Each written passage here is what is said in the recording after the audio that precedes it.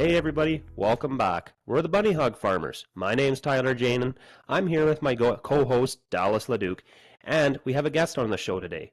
Many of you know him as a South Sask Farmer, or his real name is Nick Moreau. How you doing today, Nick? Fellas. No, I'm exceptionally good today. The wind is finally down. I don't have a busted semi piled up at the bottom of a loading ramp, so I'm even happier than I was 2 days ago. So nothing but up from here, I say. Yeah, you sent your wind here, though, so... You're east of me. Majority of my wind heads east, so enjoy. Well, hot air rises, I guess, so... But I'm honored myself here to have Nick. I followed Nick on YouTube for many a years. I watched him start off as, I think I started watching your videos, Nick. I think you had 12 or 1,300 followers when I come across your channel there. So I've enjoyed watching you grow from the little bit of stuff you had and some antiques to getting to be pretty modern day farmer and getting to show the world how it's done. So I appreciate you showing the world how we do it in Saskatchewan. Well, I don't know about modern, but newer than the 80s, I guess, and most of the stuff was when I started with the videos, but... Well, you're up to a Seed Hawk and an 8010 and a self-propelled sprayer, and, Rome wasn't built in a day, but, you left the 80s and you jumped into the 2000s and you basically skipped the 90s. That's all I said. It's always kind of funny, like, especially the 8010 and the sprayer when I got them. I was like, holy, a guy's moving up in the world, and then you sit in it for a minute and you go, this is a 2007. This bloody thing's almost 20 years old. But then you go and get into the other ones. I didn't really skip the 90s. The 9600 and the 2188 were out of the 90s. So. Oh, yeah. But, yeah. One advantage you got over that equipment, Nick, over a lot of this new stuff is your payments are much smaller, and I'd presume most of it is already paid for, unlike a lot of this newer stuff that a lot of us are running already. That and pre-emissions, that's my big one on everything, so... You just need to know a good tractor hacker like I do. Well, I got the McCormick done. That's why I said the best thing that ever happened to that tractor was getting deleted, so... That's a multi-billion-dollar a year industry. That's a conversation we need to have another day. That how much money is spent on deleting these tractors to make them run more efficient and better, and consistently. Yeah. But I think we got to lead into a little bit of more of your history there, Nick. How long you been farming, and then just kind of give us a little play-by-play on how you got started and how you got to where you're at now. I was about 14 when I rented the first half section from my grandpa Henry. He had, obviously my mom and my uncle, and uncle was not, he was into farming, but the oil patch got a hold of him, and that's where he went. And so Grandpa was kind of wanting to slow down. He'd had purebred Charolais cattle for years, and he'd sold off the last of his cows that he had, and he had that half section of grain land he was doing organic. And I thought about keeping it as organic, but there was so much bloody bureaucracy and paperwork involved with that. I told them they could stick it where the sun doesn't shine, and I went conventional farming. And it was always kind of funny that first year I just did it with the money that I had. I never did a credit line or anything, so I opted for chemical instead of fertilizer, and the crop was, so-so.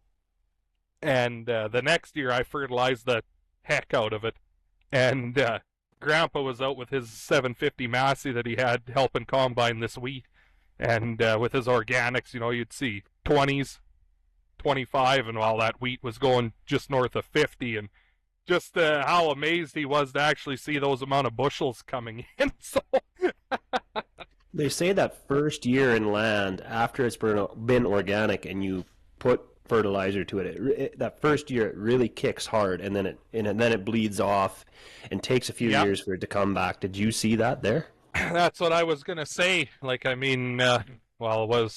was 14 and I'm 27 now, so that's been how many years? 14 years ago. 15, yep. 13 years ago. For 10 years, that land there versus the stuff that I got from Grandpa Guy at home here that was always conventional farmed, that stuff was always at least 20 to 30% less production than what the stuff at home here did. And even to today, there's a spot out there, there's 80 acres, I don't know what's different about it, but that place is like a nitrogen sink.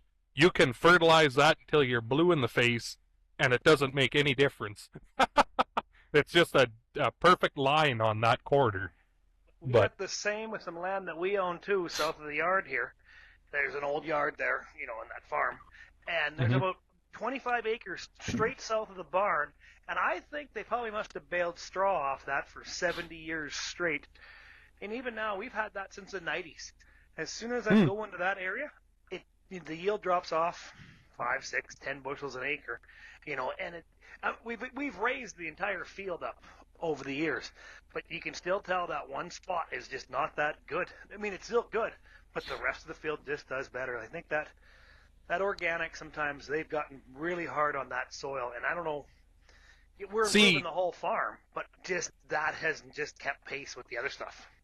Like, I'm not real big on organics. I know when it's done right, things or whatever, you can still get a crop, but I know Grandpa did it pretty good because he did it in rotation with the cattle. It wasn't just grain, and summer follow.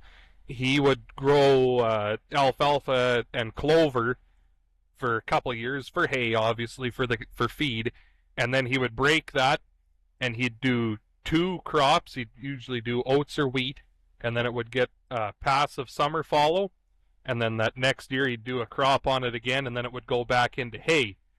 So his weed control and everything, like, it was never polluted. The only thing I know he had to fight with quite a bit was the tansy mustard, but it's not like I've got neighbors around here that half the country's sowing down to dandelions because that's all that grows out there, and they cultivate it till all the clay's on top of the hill. But like I said, that's not the right way of doing it, but it's like I said, Rome wasn't built in a day, so everything starts somewhere and keeps getting better with time. So yep, your farming practices have gotten better. I mean, not saying they were bad to begin with, but they just only got better with technology. And your YouTubing has gotten better with time. I mean, that's just I hope, folks, that this podcast gets better with time. Can't get any worse. You gotta find your niche, like I was telling Tyler there before. I mean, whatever. I may as well say it here. Like, you try to keep things clean, and kind of correlates back into my channel there. I know at first I wasn't swearing or anything, and the one day I kind of got set off by a header that wasn't cooperating, and had a little bit of a rant about something that happened with the government too, and that video there was one of my highest viewed ones, and I kind of just stayed with that same tell it like it is and don't sugarcoat it, and right from there things really took off. So I had a lot of people saying, "Oh, it's nice to hear someone on here who talks like a normal person, who talks like how I talk," right? So yeah. Well, my brother-in-law is a big fan of yours, and then he said, when I was telling him that I know you and I've talked to you, and he's like, "Is he like that in real life?" I said, 100%. What you see in his videos is 100% Nick. But just for the little bit of audience that Tyler and I are trying to aim for, we thought we're just going to have to keep this now, under the old PG rating. So that's why we appreciate you having to come down to our level, Nick. We do appreciate it. I'm doing my best not to use too many sentence enhancers for you. So, what was the one thing that made you make the shift and want to start making YouTube videos? Well, I was just kind of fed up with how many people were so ignorant to knowing where food comes from. They just think of a farmer, those greedy sons of bitches, they're always whining and crying, and boo-hooing and blah, blah, blah, but, you know, they have all this land and this and that and the other thing, but they have no idea of the nights you don't sleep from stress or work or calving. Like Tyler will know, you know, like 40 below and you're calving. Well, you're not in the house. You're out there in that barn. And I mean, I won't say I'm out there as much as other people, or like I know Amanda here puts in a lot of time out there too doing that. But I don't know. One day I just got mad. I thought, you know what? I'm gonna video, you know, a regular little farm. You know, not these giant 50,000 acre, half owned by Chinese farms that everybody sees all the time, and what draws the stereotype, right? And Exactly. Figured if I can at least teach one person, you know, like this is how it really is, maybe I'll have helped that way, right? So. And I think you've made a difference. I've seen in some of the farming papers, like the Western Producer, you've actually been interviewed by them, and they had a small article about you in the paper one time. There's that one, the Mooseman paper, and all the little small town papers. I've been in a few of them. And, I mean, I have been invited to do other things too, but I'm not a get up and talk in front of people like Quick Dick McDick can do. I'd get up there and I'd freeze. Like, I can't do that. Well, I've been invited to speak at things like that, but I can't do it. So, but, yeah, I mean, if I could, I'd love to, but I wouldn't get invited to another one after, so. But, no, I don't know. That was just kind of my, how I got started on it. I mean, I watched Northern Farmer there, old Tyson, a lot, and I really liked how he did things there in his videos too. You know, just you don't need $1 million setup with GoPros and camera crews and everything. I do everything off my cell phone, from editing to videoing to uploading. So you don't need anything too highfalutin to you know, to have something. I mean, you got to put a little bit of time into it, but it is less time than what I thought it would be in the same breath too to do it. So. Well, like you told me before, you know, you can make YouTube pays a little bit, not a lot, but a little bit. At least it makes enough little money. You don't need an off the farm job when you're at your, you know, your regular, you know, your on farm job. So a little bit of money doesn't hurt that way, I don't think. No, I mean, like I said, I'm not a big channel by any means, but it's almost the equivalent to what I was making when I was working for the town as a maintenance man. So, I mean, I'd much rather be putting in that 8 hours a day here instead of having to go to town and work for people that don't appreciate me in the first place. So everybody in town who thinks they're your boss just because they're a taxpayer. I enjoyed the work, but I mean, we don't want to get too political, but I'll just say it was the council of the town is the whole reason I quit that gig. So no one knows the town in question. So, but no. And speaking of that, Nick does appreciate his privacy. He doesn't say where he lives and whatnot. And I presume this goes for Dallas. It goes for me. If you find out where we live, please don't show up to our homes. Like, it's where we live. It's where we work. It's where we're raising our families. We won't appreciate somebody just showing up at random saying, "Hey, I heard your podcast," or "I seen you on TikTok." Well, I mean, we do charge a commission. It's $10,000 per head, and you have to put in a day's work when you get here. Like, if you want to come out, you're going to get the full experience. So you might be berated, you might be yelled at, but, you know, it builds character, so. So far, I've been lucky. The only one that's ever shown up at my house is Travis Hildebrandt. But I gave him directions, too, I guess. So. With, I mean, Tyler and Dallas, I mean, Dallas has already experienced it, but everybody knows you, and just like your name there now, you're out in public. That's the kind of the strangest feeling. just getting parts or something, or you're in Princess Auto and someone will hear you talk. I mean, I rarely show my face in videos so people know me by my voice. And I'll laugh or something, and they come around the corner. I thought I recognized that laugh. Holy shit, it is you, blah, blah, blah. And, it's so weird, because, I mean, I don't see myself as a celebrity or whatever you want to call it, but that's how they act, Yeah. I've had the same thing. They recognize my voice, or, they'll recognize my... I do show my face in a lot of videos. I go back and forth on a little bit of playing I do there. Some recognize my face, some recognize my voice. One guy says, "Oh, I thought you were taller." The next guy says, "I thought you were shorter." Everybody has their conception of how you look and stuff. But I know what made my wife, her eyes rolled in the back of her head, is I've actually had my picture taken with people before, and they're like, "I can't believe my wife doesn't want to have her picture taken with me, and strangers want to have their picture taken with me." That's to say, it's always the really funny thing, like when I sell grain and I have these hired companies that show up in the yard, and you give directions or whatever, and they come in the yard and they're like, "Holy, I know this yard!" Like, so, well, then I don't need to explain to you where to go then, I guess. It's always kind of now we've ranted off course a little bit. We can go back to Nick and a little bit of your story on how you got to where you are now between YouTube and farming. Yeah, but where did we even leave off at on that? It's been such a tangent here. The dandelions of your grandpa's neighbors.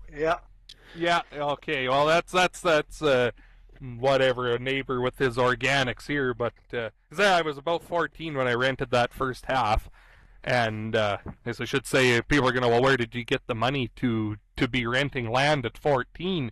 When I was 11, I got 50 chickens, Leghorn chickens, and I would raise them for meat, and I went from 50 to 150 to getting 2 batches of 150 at a time.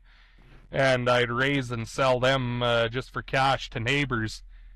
And when I was 14 like that as well, or that summer, I bought a 970 case tractor and an 8380 case haybine, and I bought a 3650 case softcore, which is a new idea like what Dallas has there.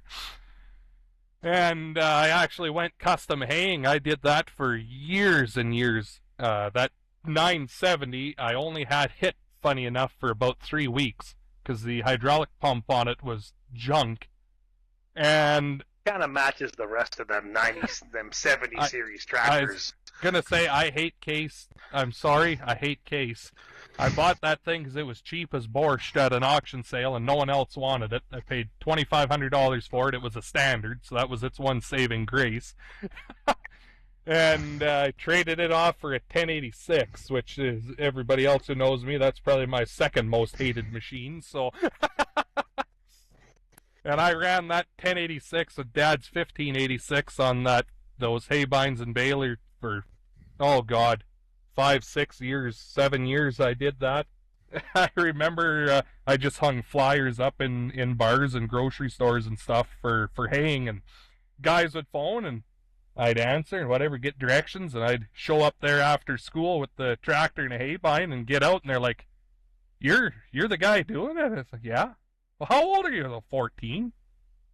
Oh, you're young. Well, I'd do the job, and I must have done good, because that same guy had me back for, he had me cut his hay again for him this year, and that was his last year of farming, actually, so I mustn't have done too bad there all those years ago, so... But that's what kind of got the bankroll going for renting that. And then I believe when I was 18, like I was in grade 12 yet, and Grandpa Guy here on Dad's side, he got dementia in 2011. So the homeland got rented out, and Grandma knew that I was going to farm. She knew that's what I wanted to do. So everything was just kind of on a year-to-year thing with who it was rented to. And I wanted to rent before I was out of high school. and I really had to twist Grandma's arm to rent me that land. She's like, I don't want to rent it to you because I don't want you dropping out of school. So I had to pinky promise with Grandma, if I got the land, I finished my grade 12. So I finished high school and got a half section from her at home here, and then oh geez, the machinery of Grandpa's, like since this is where I lived, the stuff at Grandpa's geese here, stuff at home, most of that machinery sat for 3-4 years, like the air seeders and stuff, and I was using Grandpa Henry's machinery to do the stuff that I was renting from him. Like these two farms are 20, what the heck are they now, 24 miles apart, so give a little bit of context for so people know what happened to the machinery. I guess it just kind of sat where it got parked because I didn't need it, and didn't really know if I was going to have to buy it or whatever, and how things went on. So how did that go? That's now some head down, ass up attitude getting the work done, I have to say, at 14. I mean, when I was that age, I couldn't find my ass with both hands. Nevertheless, I custom day. Never had any interest in going out and partying or hockey or anything like that. Everybody at school, whatever they kind of, well, what are you? You're pretty frickin' boring. You don't do nothing. I was like, yeah, well, this is the worst part of my life is sitting in this building, because you'd be at school like that. And I remember, it must have been grade 11, and farming that bit of land, and I'd go to school till noon, and then I'd leave for the afternoon. I got so many funny stories, we're going to run out of time here. Fire away! My history teacher, he corners me. Are you ever going to effing show up to my class? Because he figured I was always just skipping because it was him. I was like, well, when I get done combining or it's raining or whatever, yeah, I'll come. Well, you better effing make sure you have all your work done, blah, blah, blah. I'm like, oh, whatever, it's history. I love history, so I wasn't too worried about it. So, whatever, get harvest done and finish the course there, History 20, I think it was, and end of the year comes, and I had, I think, 98% on the report card, and I said to him, so, remember when you give me shit for missing your class there? Yeah, I won't bother you anymore. And then, like hauling grain, I'd take a loaded 3-ton to school with me in the morning, because that was when Viterra was still open in town. They're long since disappeared now, but I'd take a loaded... I'm going to cut in there, Nick. That was the flood that kind of took out the rail line there, was it not? Yes, well, that elevator was already... 14 washed out the tracks, and that was their big driving force to shut it down. But even for a couple years before that, they already weren't taking quite a few grains, and most of it was getting hauled out by Super B already. They weren't even bringing trains in anymore, because that line and everything was just getting to be pretty poor shape, and that was kind of the end of the line, too. Like, they had pulled the tracks that went through Walkup and everything, so... It was already a dying elevator, but... Was that a wooden crib elevator like what we have? Yeah, with a big annex, but then they also had... Tyler, do you remember, was there 5 or 6 of those big, probably, there was 300,000 bushel bins? So no, they weren't 300,000. I think there was 6 of them. They're actually at the Hutterite colony, not too far away from me now. Yeah, I knew the colony. Whatever they were big bins, though, but... Yeah, they moved that elevator in there, actually. Mom can remember it going by on the highway. Too? Oh, that's cool. Well, no, the elevator didn't go to the colony. I got video of that thing falling down. They tore that sucker down. Oh, the bins went. Yeah, the elevator came from Walkup, right? Yes. It was Walkup. No, the elevator... Well, you know what? Maybe it was the UGG that got moved. Because there used to be 4 or 5 elevators in Redvers. One of them might have got moved. I know the Viterra got tore down, though. But... Are you going to let me leave that Redvers in, Nick? What was that? You said Redvers. Are you going to let me leave that in, or do I need to cut that out? We can keep that in there. That provides a little bit of context there. So. Yeah, but no, anyways, I was saying he'd bring a loaded truck into school with me there. And I remember I'd usually go at noon because you'd get, 45 minutes an hour for dinner. So I'd take my lunch with me in the old tan 3-ton, and I'd go dump a load of grain, eat my sandwich. Well, the one day I got there and friggin' lineup, and I was 20 minutes late getting back to school. Whatever, get into class, and another teacher that didn't think too highly of me and tried to tear a strip off of me for being late said, well, I was hauling grain. Oh, yeah, as if you were, as if, blah, blah, blah. So I got up, left, walked back out, and I walked a little ways down the street to where I had the truck parked because I wasn't bringing it all the way into the school parking lot. Getting scale ticket, I bet you. Grabbed my scale ticket, and I walked back in, and I slapped it down on the desk in front of her, and I went and sat down. Never said a word again after it. Try and give a guy shit for doing work. Like, but that's, you are such an exception to the norm. I guess I'd say I was the norm. If I was gone, I was effing around doing something stupid. Yeah. You were actually working. So they're thinking it was me. I broke all them teachers in for you. Yeah. I would have been screwing around, hanging out with buddies, just basically skipping school just to, be doing my teenage stuff. One best friend, Antoine, their old A-Train. I mean, he was in the YouTube videos for years. Him and I farmed together for quite a while and whatever. So, like I said, when I was doing all that haying, he was my hired man. Like, I was paying him, I think, $15 an hour to run one or the other for me. So the crew of 14-year-olds with no license driving this old pickup truck down the back roads to wherever I had the machinery at so we could go make hay for guys. So back in the good old days. So but good old days. You're 27. Oh yeah, but that's 15 years ago, 13 years ago, so that's a long time yet. So. Yeah. But you're 28, Nick, are you not? You're a year younger than me, and I'm 30 this year. Well, I'm 27. What year were you born? 95.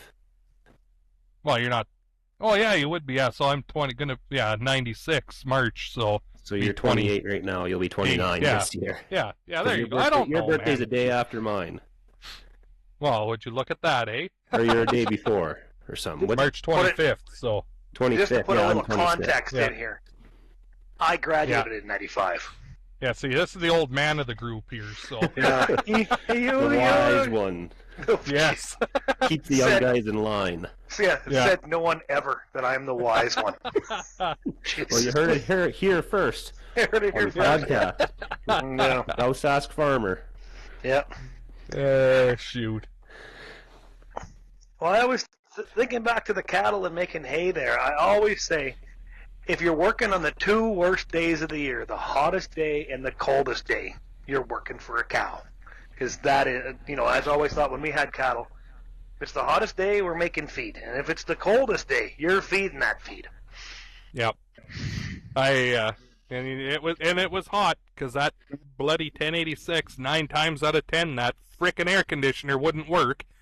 And I don't know if Dallas has had much time in one. I know Tyler hasn't, but those stupid windows they have in those tractors are about as useful as Dobie's ours. They open behind you and only about 2 inches wide, so you couldn't even get a warm breeze on you. So, well, I cut my teeth on a 970, a 1070, a 1370, and a 2670. So I am well equipped with running cased junk.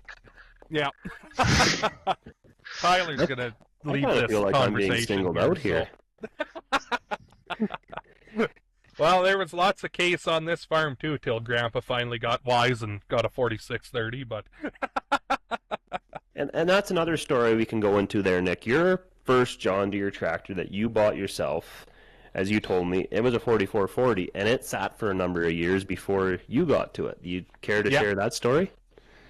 Yeah, well, it was a tractor that I actually drove by, just about every day on the way to school. It sat in a tree row, and always wanted it, but had no money, and usually a tractor in a junk row is there for a reason. So never really thought too much of it and had that 1086, and finally that 1086 pushed me too far one day, and I said, you know what? I'm done with this thing. And I pulled the pin on it, and I parked it behind the bins where I couldn't see it. And I called up the guy who owned that tractor. It took me half a day to get his phone numbers. I had to phone this guy, to phone that guy, to phone this guy, to finally get a hold of him. So asked them what the deal was on it, and it was parked because of a bad head gasket. They had took it in and got a quote, and they just didn't want to fix it, I guess, which is kind of funny because, I mean, the money on that farm was never really an issue, so I think they just said, you know, to hell with it, we'll get something newer. And that's where it got parked, and of course it was right by a road, so the front wheels got stolen, and all the shields, the alternator, the starter, it was pretty well stripped down to nothing. And asked him, like, well, what would you want for it? And he's like, well, I don't even know if it runs. I said, well, even if it doesn't run, I said, I'll take it, because I can get an engine out of a combine or something to put into it, right?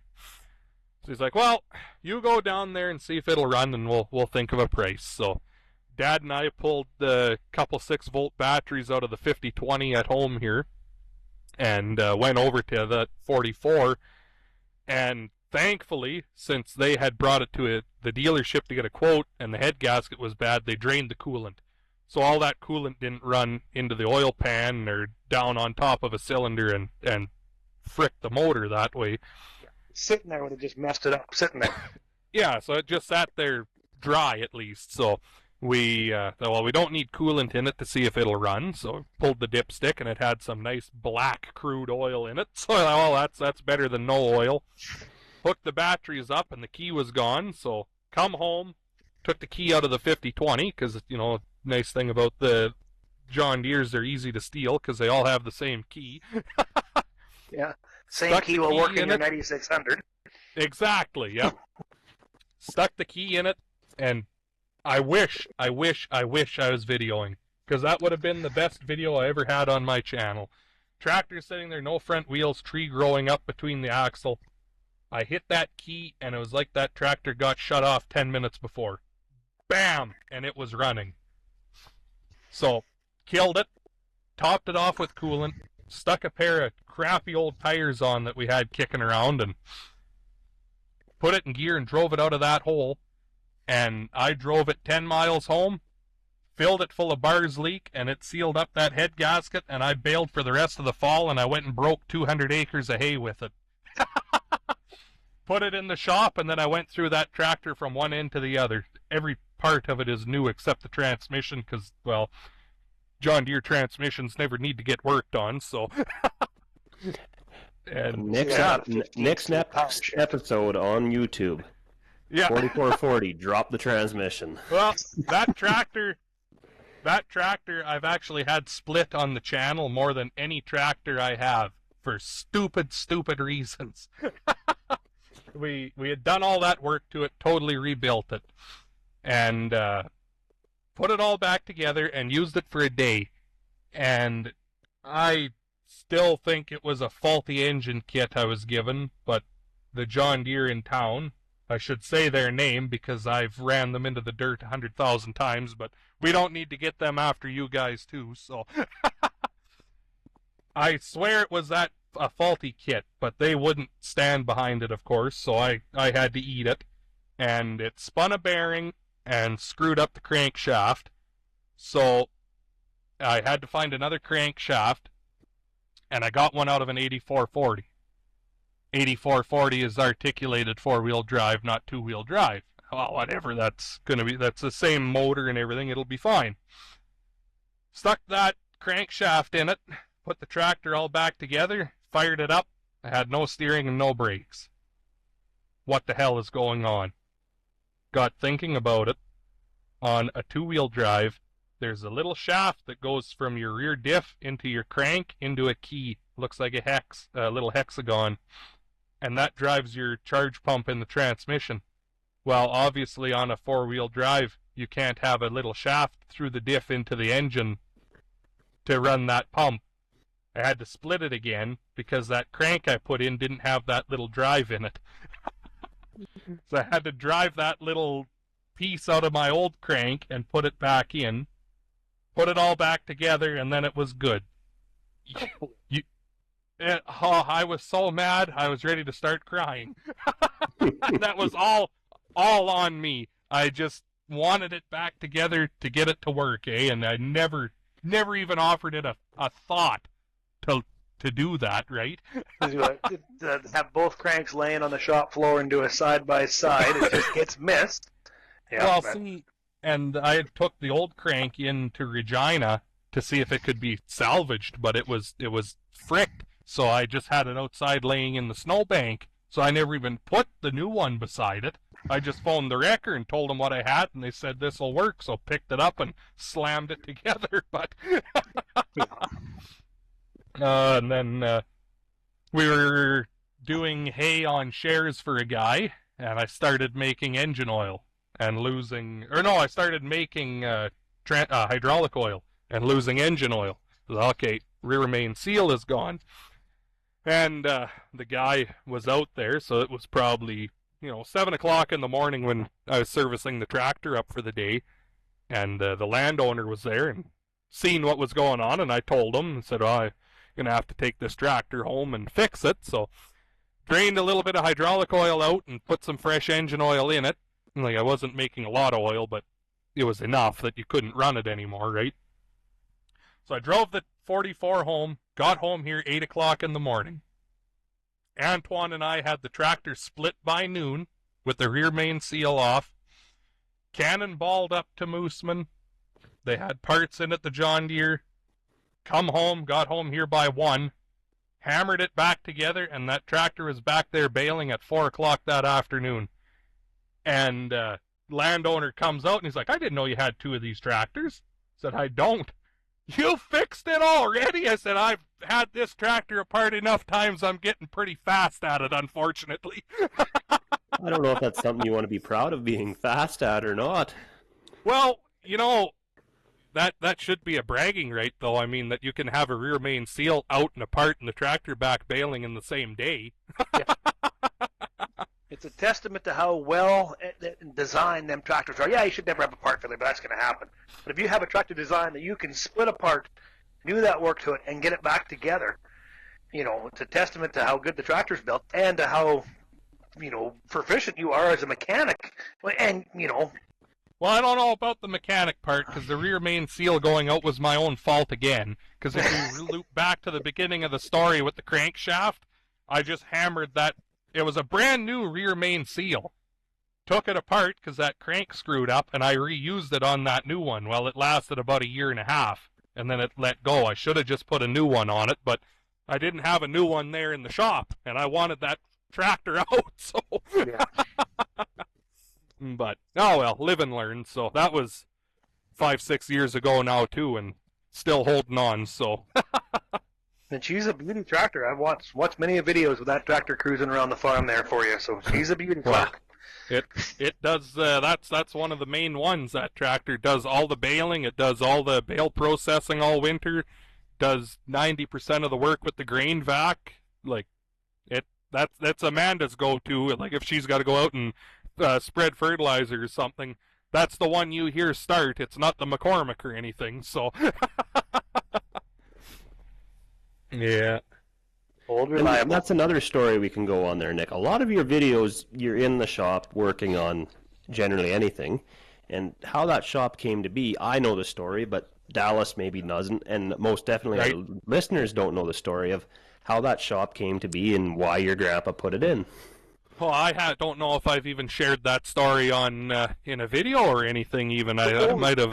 This is an exclusive to the Bunny Hug Farmers story. Exclusive for you guys, so sit down, folks. This will be a good one. I mean, I might have mentioned it in a casual passing, but that's been about the extent of it, I think. So, this farm here, like great grandpa, dad, and then myself, we've always done as much of our own fixing as we can without taking stuff anywhere. Because I mean, you can't afford to pay that $200 an hour for someone to work on stuff. And I mean, most of the machinery I have, I know more about it than a mechanic does anyways nowadays, because if they can't hook a laptop to it, they can't do it. So we've always needed a shop. Like, that's always been one of the focal points of this yard that we've always tried to keep has been a good shop. And there was I forget what it was, 28 by 36 arch rib Quonset. And that was the shop for years and years and years. And then it started to do what any old wooden Quonset does. And it started to sag. And Grandpa and Dad knew it was coming, that we were going to need a new shop. But Dad had already been hit with the BSE, and the cows were gone. And he was working in the oil patch. I wasn't very old yet. And Grandpa was starting to get Alzheimer's, and he had already let quite a bit of cropland go. He only had a section, and so things were slowing down around here. And that shop was done for. And I remember it was late one March, and Grandpa had just went in the shop, grabbed a grain shovel, walked outside into the bin, and he shoveled a 3-ton load of wheat or barley or something onto the grain truck. And in that amount of time of shoveling to a 7-inch auger, the shop collapsed under the weight of the snow. It fell flat. And cleaned everything up, and the farm, we went 1 year with no shop. And it sucked. Even though there wasn't really any, we weren't really farming anymore, it's still, you didn't have a place to go and tinker or anything, it sucked. And as I said, at this point, I'm pretty sure Grandpa Guy knew which way the winds were blowing. He knew I was wanted to farm, like that was what I was gonna do. And he knew he wasn't gonna be around to do it much longer, and he built that shop. And I remember what he said. He's like, if this farm is gonna stay farming, it does not work without a shop. So he built that 40 by 40 shop. It got finished in August of 2011. And if he hadn't have built that shop, I would have never been able to afford to build one. And I mean, Dad wouldn't have had a real reason to build one either, because he wasn't actively farming at all at that point. I honestly think if that shop never got put up, the farm would be a lot different than what it is now. Well, I agree about the shop, and for sure my dad will agree. Because when Dad set up this farmyard in '83, he bought this quarter here, or traded some land he owned for this quarter, because it supposedly had really good water. Well, no. Doesn't have good water, not much of it. Not as good as the current well is. The north well's better, but still not great. But so, when Dad bought this place, there was one dead tree, one collapsed well, and one fallen over barn. That's all that was on this quarter when Dad bought it. And the first thing that went on here was a 24 by 36 school. And that's what Dad set up here. Initially, he put it on. I think the school had like 11-foot ceilings, and Dad put it on like a 2-foot pony wall and a floor. So I think we're 12-foot 8 ceilings in the old part of the shop. But without that shop, we could never have grown this farm to what it is now. I mean, that shop is actually, it's still there, but it's hidden. It's actually almost surrounded by buildings. It's got buildings on 2 sides of it. You can find the back, and most of the north wall is not buried yet. But the rest of it has been surrounded by buildings. But without a shop, without a place to store your tools, you get a tractor in, do a little bit of tinkering, do a little bit of welding, do a little bit of fixing. Yeah. You're hooped. Well, I'd say, a shop can never be big enough, but it can never really be too small either. If you've got a heated space that you can work on stuff in the winter, I mean, even if it's just a 10 by 10 room that you can bring parts into at least, it's better than laying out in a bloody snowbank. You can't feel your fingers dropping shit in the snow. I mean, there's still enough of that goes on even without the shop, but... Well, I was in yesterday, the world's smallest shop. I would say it was an 8 by 6 feet. But, as a young man there, a truck driver, again, nose down, ass up, giving her, and he had toolboxes and a bench and a vise and a light and an air compressor. And, I bought parts for an air dryer from him. And you know what? It wasn't very big. But you know what? It's damn well better than anything outside. And he had his stuff under a roof, he had a lock on the door, it was well set up. I looked in there and said, oh, yeah, it's tiny. But you know what? It is definitely better than anything else. Better than nothing, for sure. Yeah. No, that's I bought a quarter of land from a great uncle who passed away, and his yard was on it. And I have a buddy, just getting going with farming. He's got a little herd of cows and young family going on there too, and he was just renting a yard he was never going to own, and there was no infrastructure for cattle and just a tiny little house. And I told him, well, I'll rent to own this yard to you on this quarter because I don't need it. It's too far away from me to be of any practical use. And there's that 30 by 30 heated shop that's looks like it's new because, great uncle hadn't farmed in 20 years, so the floor got spit polished just about every day.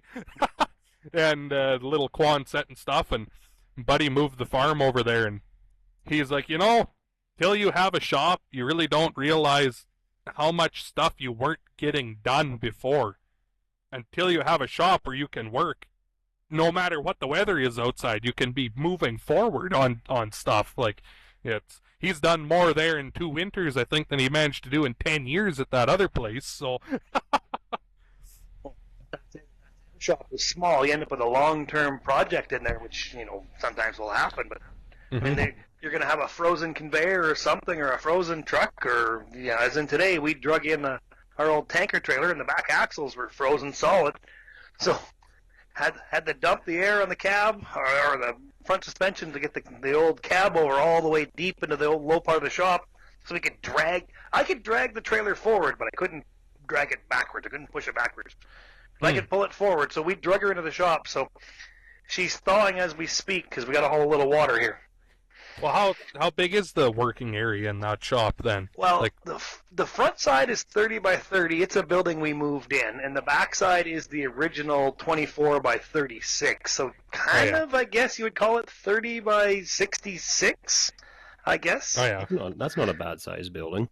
And then there's a 2-story lean-to in the 30 by 30 part that we have 16-foot ceilings on there, so we put up like 7.5-foot ceilings in the coffee room and a bathroom on the bottom, and up a stairway, and the upstairs is just completely parts and junk storage, but gotta have a place for that.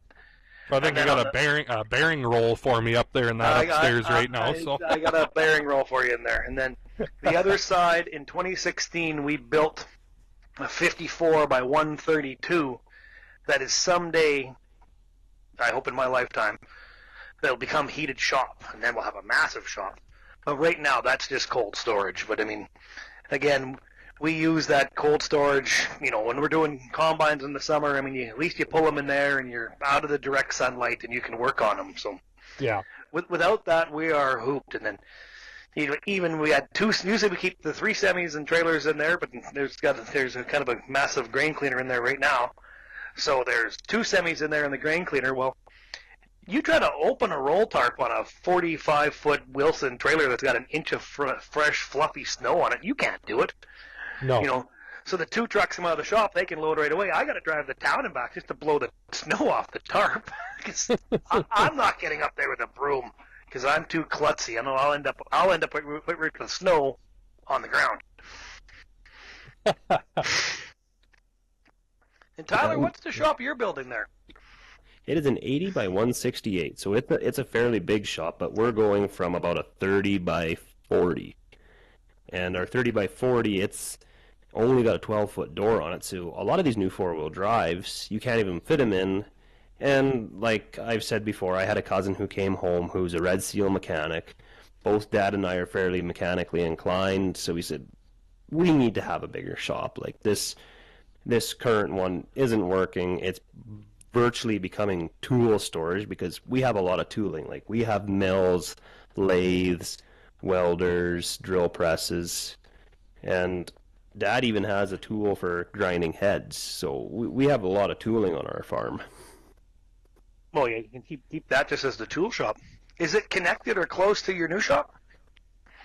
It's within walking distance. It's completely its own building off on its own. Oh, yeah. Just where our old shop is, it's in the older part of the yard, and where the new shop was, it was a hayfield up until just after seeding time of last year. Now it's become the newest part of the yard. It's been all developed and everything. It's amazing how even for this yard here, Dad thought, oh, everything can fit in these perimeters. Wrong. We've blown out everything was inside the tree rows. Now the majority of the grain storage is outside the tree rows, and I'm pretty sure if we ever build a big building like a really big cold storage, it has to be outside the tree rows, because it's just how the development has went. And our bin yard in the back end used to be just you pull in with a 3-ton, you unload, you turn around, you drove out, and it had basically had a horseshoe shape of trees back there. It was pretty as heck. We bought the first semi in '99, and Dad got up there with a chainsaw and started knocking down trees.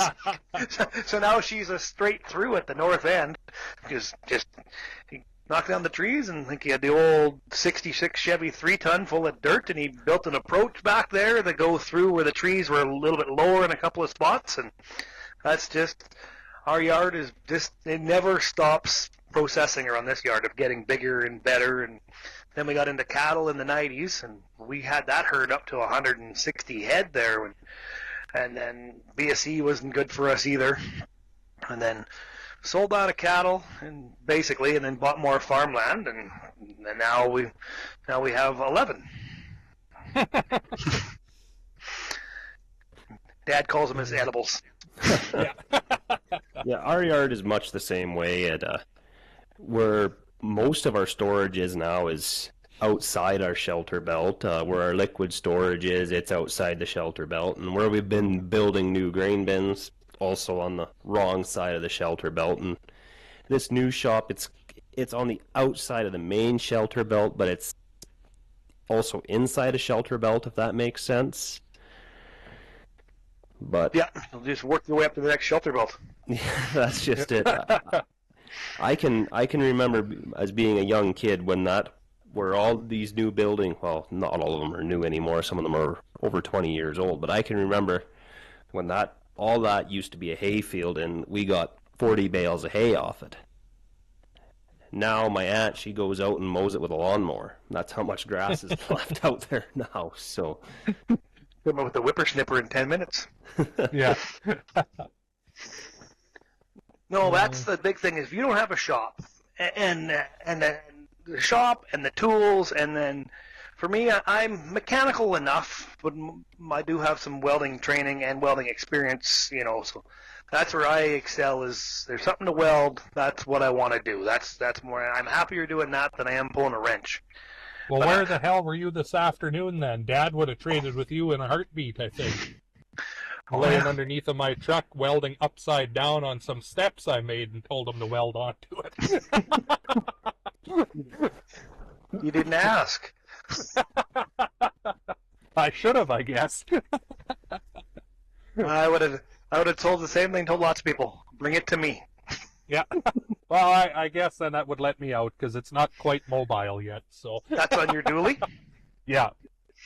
That's several videos in the making. That's gonna be pretty sweet when you're done.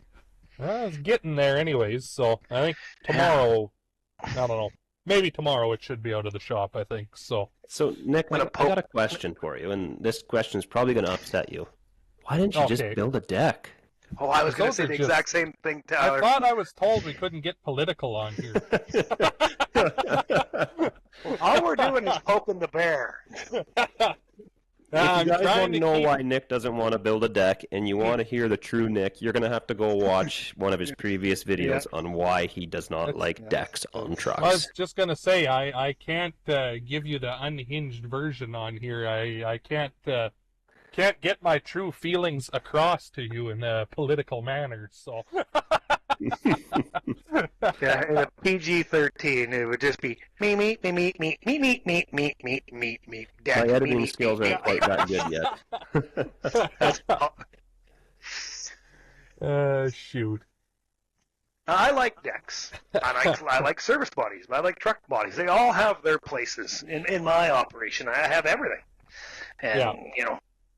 Well, that's just my big thing. Why I like a box as well. I like how they look. Because, I mean, Tyler might have to get his beeper ready, but it's like I've always said, everything with a fat ass rides better. So it looks good with those big hips on there. You don't get that nice look with a deck. It's just flat. You're in the field and something blows up. Well, you rip it apart. You can't just one-hand it into the box of the truck and drive 180 to the dealership or whatever to get parts. You gotta piddle around trying to ratchet strap it on or put it in some sort of a toolbox. And my favorite is when they say, well, where do I put all my loose stuff? Well, and they say, well, you can put 2x10s on the side. And I was like, oh, so make the deck into a box then. Like, Jesus, I don't know. They all have their place, but they do. I just can't get behind them. I don't like how they look. So I know the one that I have the deck on has a skid tank, a box on there specifically for just receiver hitches, and I'm going to put a toolbox box on there. But the rest of it's just a 1-ton flat deck, so I can pack that right corner to corner back and forth full of boxes of chemical. I know I can get more chemical boxes wedged into that deck than I can into into a pickup truck box, but they each have their places. Right. Yeah, well, as I say, well, I mean, I got my little orange trailer a little whatever car trailer that I load right full of all my product like that, but then I pull it behind the water truck, so very seldom do I have the half-ton or the 1-ton in the field when I'm spraying for stuff like that anyways, so. No. But. Excellent. Yep. Oh, well. So, how are cabin going for you guys? You're taking a little break now, I hear? Well, not taking a break by choice. It's more the cows deciding to take a choice. And really what it is... They must have looked at the weather forecast, because there's no minus 30s this week. So that's why they're holding off. It always works that way. You guys calved through some pretty awful weather here a couple weeks ago. Our break is kind of by choice here, just from how it worked out for the breeding, because 90% of ours are bred before they leave the corral. Like the bulls get turned out in the pens, but with the heifers and the purebreds, which Tyler doesn't have the fun of that with theirs, it's all commercial. Having the purebreds is one more little element to it that it's kind of nice having the calving barn free for them, because you have an $18,000 heifer calving. You don't want to be that way, but you tend to put a little bit more time and effort and attention into that one versus the $4,000 commercial one, if you know what I'm saying, when it's 40 below outside. The expensive one gets to stay a little longer in that heated barn, so it's nice not having to rush animals out because you've got another one that needs to come in, right? So yeah, but and kind of what's catching us right now, we're catching up onto the time where we did turn everything out and all our breeding is done by a bull. We don't do any AI. So when you take them out to pasture, you do lose a week or so in there, just because everybody gets mixed up and they got to figure out their routine, right? Yeah. So you skip a cycle, so you got to wait a little bit, and that's just how that works out. We're still getting a few every day now, but it's 2, 3, maybe 4 a day versus 11 plus. So. Yeah, it is nice to get that break in there. You'd calve out our entire place in one day. 11. That's one thing here with the AIing of them too, like that. You have a pretty good idea on dates when you're doing it that way too, versus the bull breeding. But with the bulls breeding in the corral too, it's nice because we're always around. There's usually someone here, and Amanda will write it in a book, and I mean, she's usually within a day or two of when that animal calves right across the whole works of them. So that is nice compared to when they're out in the pasture. You're not you're not really having as much guesswork on when certain ones should calve. You're a little easier to know if someone's, a week overdue and maybe you should be getting the chain shined up or not. So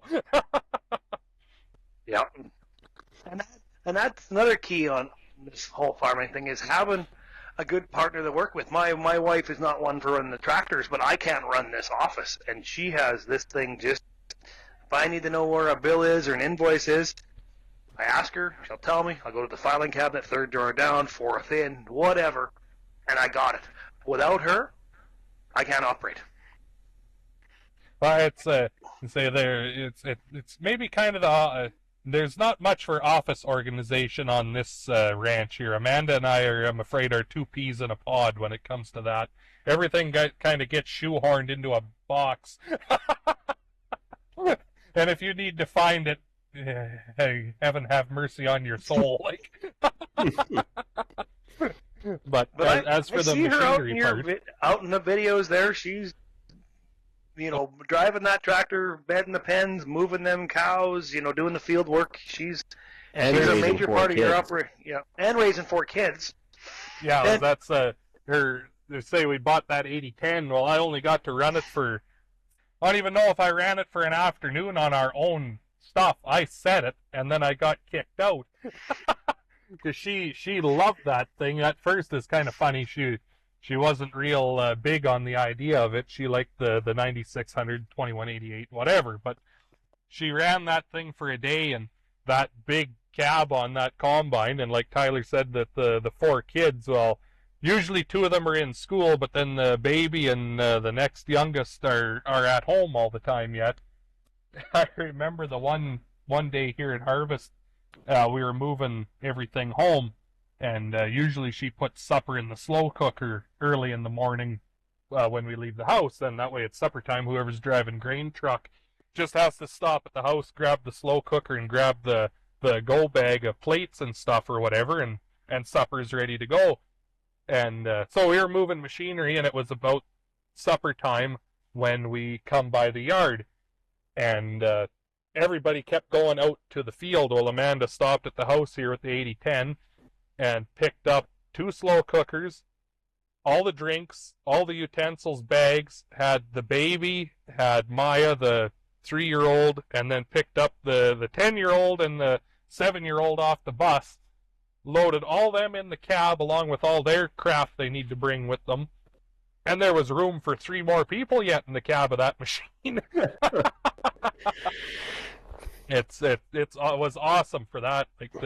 There's that shelf on the back there between the seat and the back window. Well, the kids could lay down up there like a bed and have a nap, and it was just kind of a game changer in its own right, that thing having the cab like that on it. So, I mean, the 9600, that's still a large improvement over the 860s cab, but you wouldn't have loaded all that into the cab of it and been comfortable, I'm afraid. So you just need to get a New Holland CX combine. They have virtually the same cab.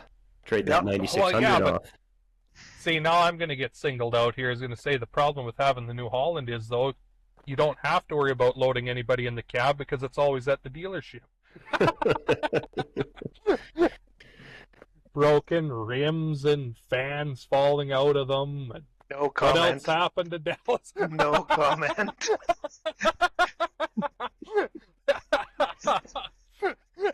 Hey. We were on calving. Leave my dysfunctional combine out of this. Never did nothing to you.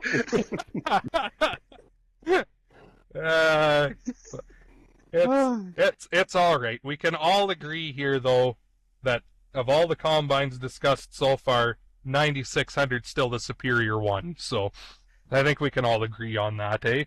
We owned 2 of them at one time, and then to a 9610. But yeah, they're good. A workhorse, they're definitely good. I mean, these new ones just devour them and spit them out. Well, yeah. But for the longevity of a 9600 and the fact that they basically are still making the very similar combines, I almost agree that it might be one of the most ultimate combine designs ever made. Was that 60-inch cylinder, 65, 10 rub bar. Yeah. 10 rub bars. I know we've changed them, and back beater and straw walker combine, besides being utterly and completely useless in barley, was pretty decent in everything else. Well, if you gave it time in barley, it's not too bad, but I mean, people will know. If you go back in my videos, I used to rag on John Deere combines hard. Hard. I remember when the John Deere first showed up and thinking, I watched all these videos where you ran a John Deere effing tractor and a Case effing combine. Yeah. And all of a sudden, there's a deer? Yeah, well, Massey, I mean, I don't care. I'll die on this hill. I love that combine. I know it's an old pig, poor design, hard to work on, overheating, underpowered V8, but I love that combine. It's a real bugger when somebody shows up with a drone to do a bunch of drone work for you, and the disappearing fingers decide they want to annihilate the drum on your straight cut header. Yeah, that was nice, and then you get the pickup finger stuck in the clean grain return and stop the entire shoe, so that was fun. Thanks for bringing up that memory.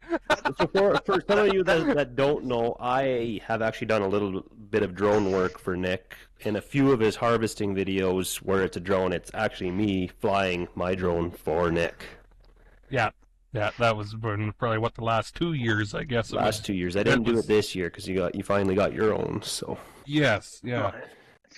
But don't worry. You can get one of them hollow MacDon FD75 pickup fingers wedged into return on a New Holland combine and stop everything too. So that's a two dumb designs there. On hollow fingers and the returns on a New Holland. Well, I mean, I'd still like to try out one of those FD75s or 240 or whatever. You know, if MacDon's listening, I would love to use one. But hint, hint, wink, wink. No one wants to bring me anything. It's almost like they're afraid that when it turns out to be a pile of garbage, I'll call it a pile of garbage. So, but that's actually not talking about garbage. Well, when you're doing the 860, if Massey wouldn't have overproduced and could have kept progressing down the line of the 860 onto whatever the next series would have been, you know, because they lost all them years of, you know, when they basically went bankrupt and the name got bought and all that stuff went on. The combines went bankrupt. I would have loved to have known, I guess we'll never know, where that combine would have ended up. Because, you know, I mean, like the worst part of it there was they went to those rotary things that were a claws, and those are a pile of garbage as far as I know. Everything I've ever seen or had to do with them, it's not been good. So it was because they ended up buying white, didn't they? They turned like the 9720 or 90 whatever Harvest Boss into a Massey. One of them was, but then the other ones are those. Oh God, what are the numbers? Like 86, 70, 87. I forget the number, 8650s, but they were a claws. They were claws. They were a Dominator. Yeah. Yep. And that was not. We had one of them. They're not a big combine. No, I know. Well, I give another shout out here at Old Straight Pipe Acres. He's got that 106 or 108 SL and a 96 Dominator, a blue one and a green one there. But one's got that V6 Mercedes in it. He loves that thing, but I don't know. I know that the rotary variants of those things were just terrible, but he seems to have good luck with the conventional one. But ours, we had a claws. I think it was 98 Dominator 98, and it wasn't very big, but it was a full-blown conventional. And Dad bought that one right brand new. Co-op Implements, I think, was selling them. They're getting out of these, and that was Dad's first ever new combine. Actually, maybe the only ever new combine we've ever had. That thing was brand spanking new, and we drove it home, and it kind of the pickup header with no pickup. It just was the drum, and Dad put like an old Sun pickup on it or something like that, and we had at that time it was a pretty modern new MacDon 25-foot Draper header that come off of our 760. I remember Dad and I in front of the shop. I would have been very old. I would have been a teenager too, and cutting and modifying and chopping and basically making the adapter to go from Massey to claws, and you know, not knowing now what we should have done with turnbuckles, because that thing could cut below the dirt by the angle we had the yards at. it had no problem picking a rock. I know that. Yeah, so you got every rock in the field cleaned up every after. rock. So. And that was before rolling and all that fun technology ever showed up. And yeah, that was a fun. That's a video I'm going to do someday. Is go through the photo album and every combine that Dad has ever owned, and then myself now that I'm a major part of the operation is what Dad started off with. Because like I said before, the fourth generation farmer, second generation farm. Like Dad started off with a pull type 96, and then we upgraded to a John Deere, I think it's a 55, like the open station straight cut, and then from then and on and on and on. So we actually turned that open station John Deere 55 into a transfer auger years later. Got a hopper and the shape, and I'm a welder. Dad's a welder, and we need a transfer auger. So that combine got turned into a transfer auger. Which we still use. But not knowing at the time, transfer auger should be 6 or 7 or 8 inches. You don't need an 11-inch transfer auger, because that's a little bit of overkill there. But that thing can really move grain. That's how you get shit done in a hurry. So, yeah. So to carry on here, Nick, I got to ask you, how did your year go, and what's on your next year's plans? Oh, I'd say the year went.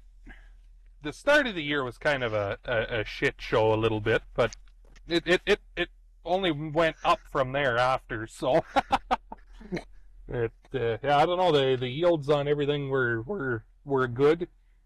Missed out on a lot of very close hailstorms. I managed to blow hard enough that they stayed south, and no, that the prices weren't great, but I mean that's nothing new. So back to being a whiny farmer and never happy here, I guess. But everything was I don't know, good. I don't have too many complaints. I think 25 is going to be better though. Just moving into the new year here, things are just a little bit better off than how we were going into them last year. I stretched myself a little thin there with buying a combine with cash and buying a quarter of land and stuff. It kind of made for an interesting spring, to say the least, there a little bit, but it nothing to do with grain that was sold and no one wanted to pick up. That kind of didn't help things. So little kind of fundage is never going to farm, but that's we've all been there. Yeah, we've all been there, and we'll all be there again. So there's no point in getting too worked up about it. It's honestly a part of farming. Oh, that's back to I was saying, the nights you spend not sleeping. So.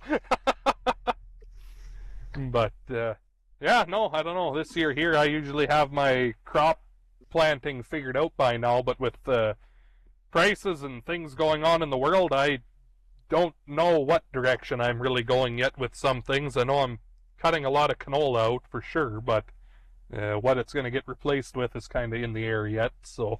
Yeah, that's the same with us here. My crop plan is basically taking canola 100% out, which I hate to screw up the rotation quite that much and not having that oil seed, but I mean, I hate flax. You can't make money on it, so there's I can't find the point in growing it. It's hard on the soil. You're not gaining anything from it like you would a pulse. You got no straw to feed. You can't feed the grain, and you can't make money on it. So yeah. I don't know. It's until they come down from their $900 a bag, I'm not going to be growing very much of it for a while. So. No, I mean, and that's the whole point. You go through all this work and all the motions and all the inputs and all that time. At best, you're going to break even. Well, I may as well grow something else that'll turn a profit. Well, that's what I said. Like I like my pulses. I love soybeans. I kind of get lucky here that you can grow a crop of them, and I love oats and barley. If I had it my way, I'd probably only grow oats.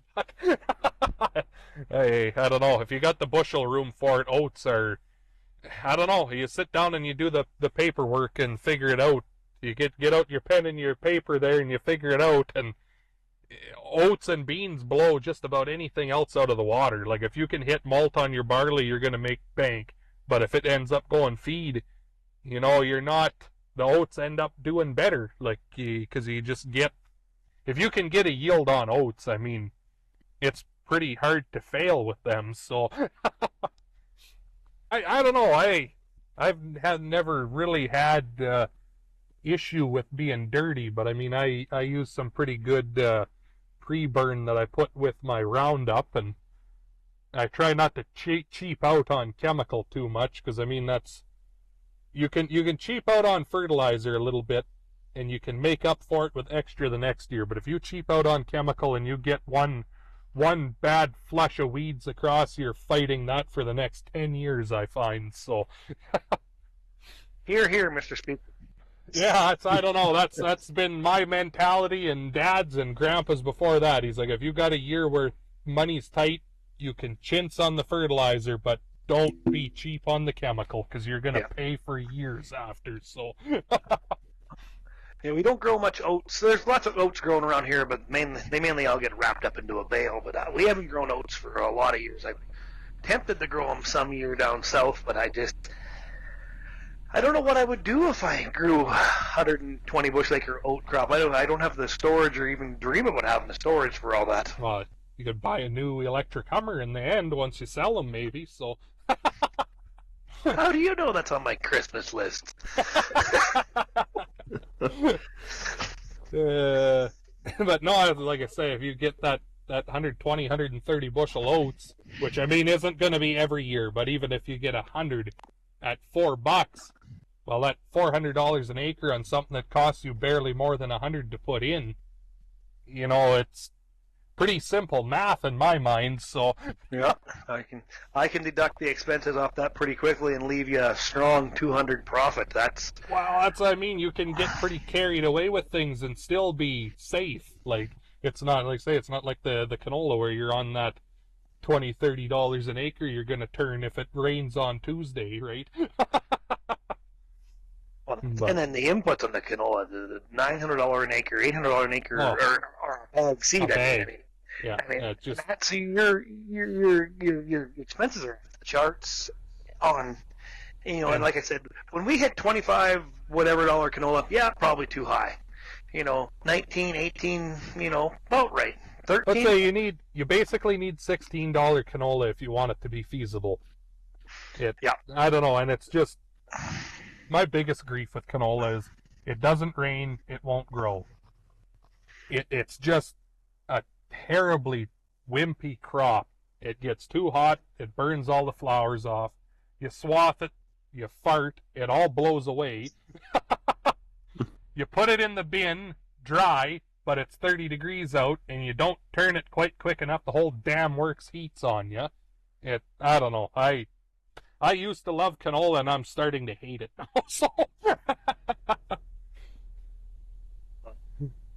it's not fun right now to go through your crop plan and go, okay, we will do all this work, and at the end of the year, let's hope we break even, because that just makes you think that I want to phone up Rishi Brothers and be done with it.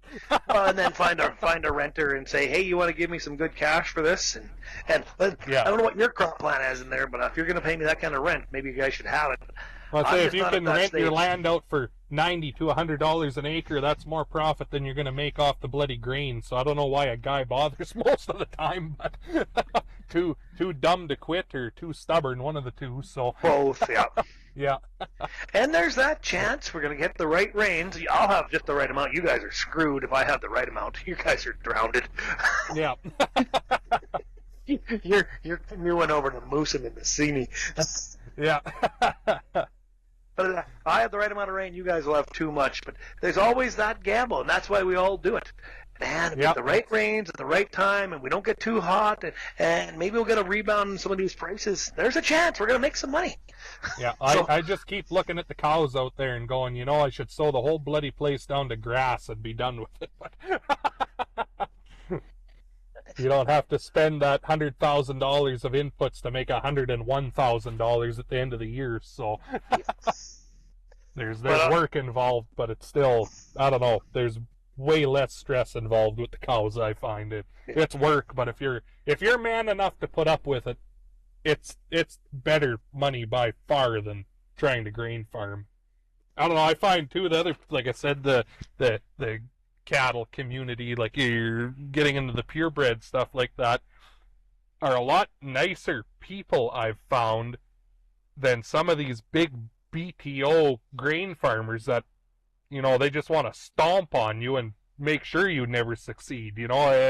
People seem to look out for each other a little bit more, I found, with the cattle than the grain like that. So, and I don't know. That's just my experience. So, I had an experience the other day that I found a world of good people out there that were willing to come out into pretty miserable weather, taking time out of their day to help me out because we had a little incident an hour and a half away from the farm here. And I made a video thanking them guys specifically because, I mean, when you go out of your way to help somebody out, that's big time special to me. yeah. But on that note, I think we're pushing the timeline pretty good here. We've had a really good episode, folks. Really enjoyed doing this. Huge thanks for Nick Moreau.